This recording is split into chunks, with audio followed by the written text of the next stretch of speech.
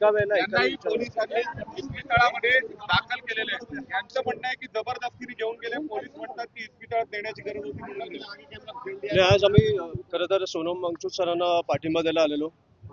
Land झाल्या आम्हाला कळलं की त्यांची प्रकृती बिघडलीमुळे त्यांच्यामुळे त्यांना हॉस्पिटलला न्यायला लागलं. पण जसं आम्हाला व्हिडिओज दिसायला लागले की 4-5 लोक आली सिव्हिलमध्ये आणि त्यांनी सांगितलं की आम्ही डॉक्टर आहोत, चेकअप करायला आलोय. ते काहीतरी सफेद पडदा घेऊन आले, सगळ्या प्रोटेस्टच्या समोर तो पडदा ठेवला आणि त्यांना उचलून घेऊन गेले. त्याच्यामुळे हा आपल्या लोकशाहीसाठी खूप घातक दिवस आहे. हे कुठच्या परिस्थिती आपण जगतोय.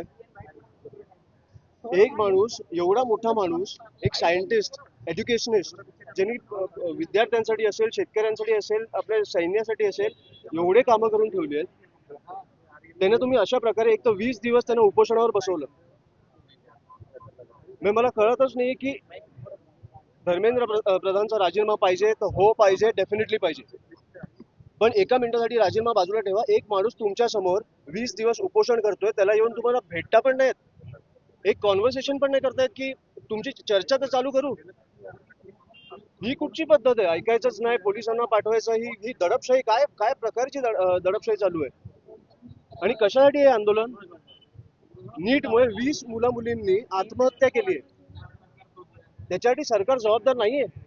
आपल्या इकडे अकाउंटेबिलिटी कोणी आन्सरेबल नाही राहिले म्हणजे कुठच्या राज्यात जगतोय आपण, कुठच्या देशात जगतोय आपण? तर त्यांनी म्हटलं, पोलिसांचं असं म्हणणं आहे की उच्च न्यायालयाने आम्हाला सांगितलं होतं आणि त्या निर्देशांचं आम्ही पालन करत. अशा प्रकारे तुम्ही प्रोटेस्टर्सवर हात उचलताय, त्यांच्यावर धक्काबुक्की करताय. ठीक आहे.